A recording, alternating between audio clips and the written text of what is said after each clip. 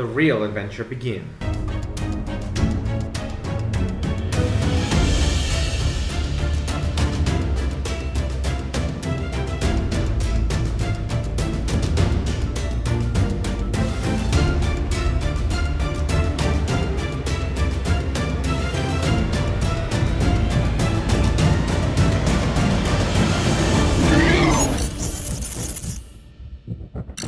Yo, what is up, Crockxen clan members, Poke fans, and also some on this video. Today we are here to talk about episode 6 of Pokemon Horizons. I just realized before recording this video and while watching the episode, that I never gave a rating to episode 5. So I'm gonna do it here. So that one's gonna get like a 6.7 out of 10 just because of a lot of the stuff that was going on. The episode was helped out by Roy being a G. But this episode, I like the episode, don't get me wrong, but why is everything just so, it just feels like everything's happening. Like, bruh. Okay, so things I like. I'm not going to talk about the things I dislike. Well, maybe I should. Okay, the only thing I disliked about the episode is Freed, again. Like, this man, everything that was happening, right, with Liko getting attacked by Meteo, and all the shit that was happening, and then he gets stopped by the two grunts, and they're not letting him pass.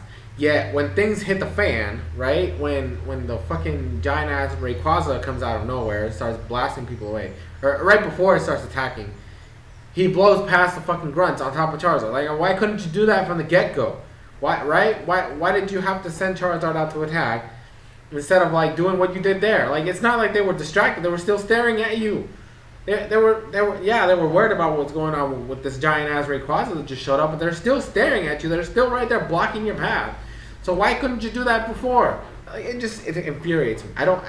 This man is a shitty bodyguard. I hope to God that when we see Liko's mom and dad in the next episode, or not the next episode, whenever they reach Paldea, because I don't think it's the next episode, this boy needs to get a pay cut, like, because he fucking sucks at his job.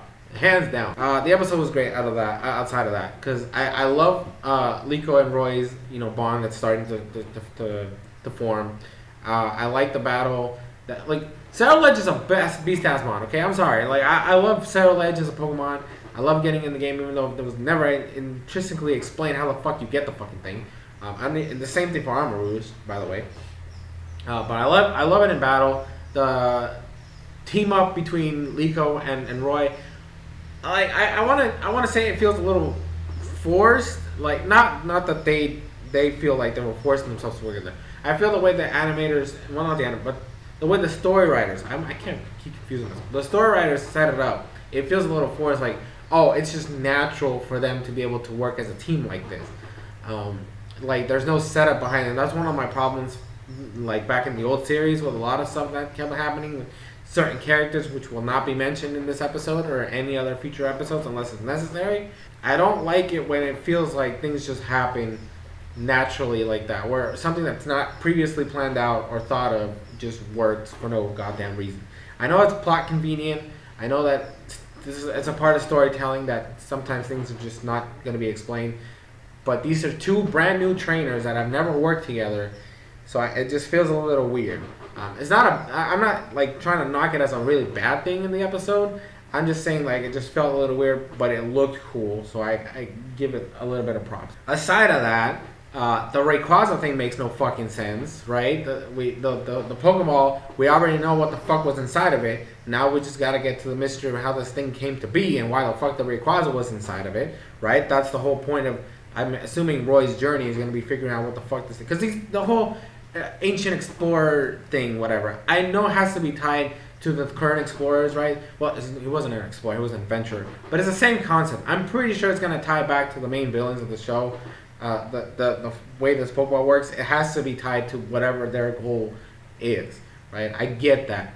I just think it's weird we're already seeing the Rayquaza in episode 6 of the fucking show. The other things that I really enjoyed about the episode is, again, Roy and Fuecoco's bond is amazing.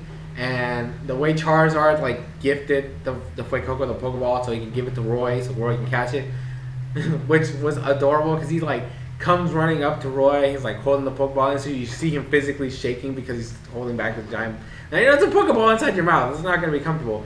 And Roy's over here, like, basically shouting out how he wants to be with Fuecoco, and Fuecoco's his partner, his true partner, and how he brings a fire inside of him, and he's the reason why he feels so pumped up. And so it was a very emotional, touching moment. And Fuecoco like spits out the Pokeballs like, "I want you to catch me, so catch me." I just love their interactions, and Liko and Roy really work as a pair. Because I was upset because I was seeing shit on Twitter before watching this episode, and I know I kind of spoiled myself on what was going on, but they showed the scene where they were both in the airship and they were looking at the ocean and the sun, and people are already shipping this shit. And I really hope to God, I don't want to deal with shipping in Horizons. I don't. They're perfectly good companion characters. They don't need to be a fucking couple. Please, for the love of God, whoever's writing the show, do not have it be where it becomes a romantic shit. Leave them be friends. I don't need them to be in a relationship because people are already pairing these two, and I'm sick and tired of it. They're fucking children. Give them a break. Sorry, I just have to throw out that because shipping culture is toxic as fuck. I don't want it anywhere near this show. It's gonna happen, I know, but I just hope it stays, very, very like low people that they don't have a reach or whatever. Because I really don't want this to be a thing. I don't want to get into fucking wars and shit. Leave them as friends and give it there. I also they pulled the fucking Akatsuki shit. If you're an old school anime fan and you grew up on that Naruto shit and the fucking that Akatsuki reveal and Shippuden, it literally felt like the same shit. Because you have Amesio in this building with the whatever leader of the group, master, whatever the fuck his name is. I'll learn the names, don't worry. So it's like a looming presence, which is Pain from Naruto. And then you have Amesio, who's visibly there, which is reminiscent to like fucking Itachi and Kisame. And then you have the rest of the group are just there as shadowy figures that we have no idea what the fuck they are, how they're distinguished, or anything about their traits, or none of that, right? And they're there. So it literally gave me a flashback to the Akatsuki scene in fucking Naruto. The other cool thing, and I really hope that they do this properly. We have Ametsio, right? We already know he's the villain, right? And now he's been kicked out of the mission to like get the pendant. I hope they keep him away. I hope that Ametsio goes out and does his own thing.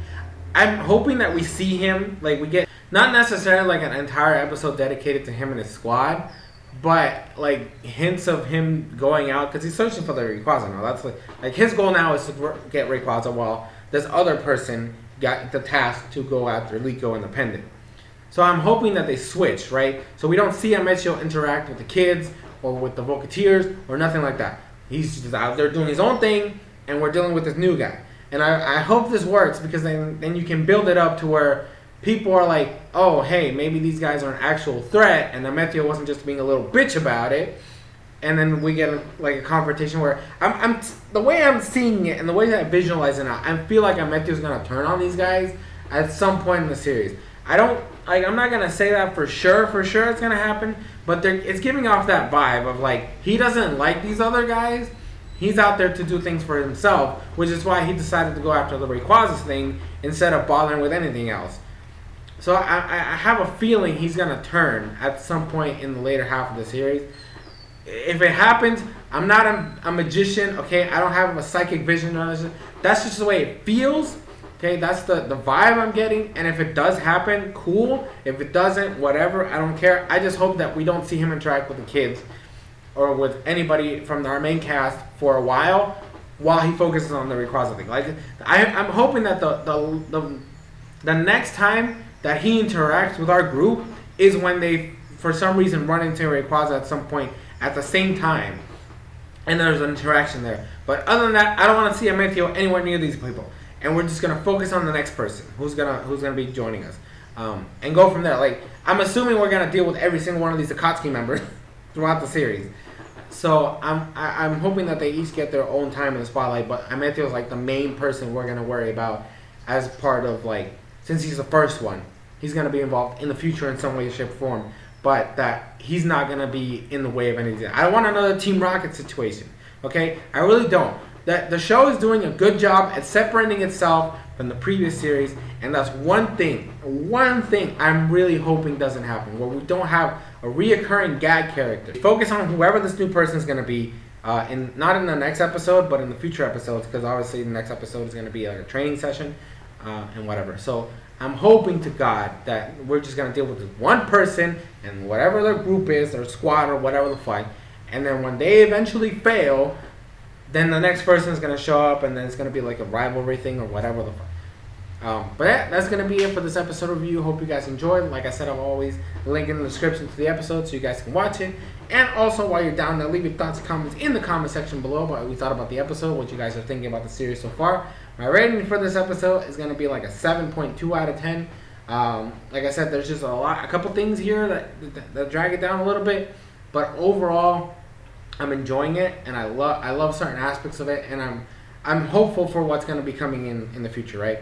So without further adu, that's going to be it. Thank you guys so much for watching. I have been SoresanCrockxen, and I will see you guys in future videos.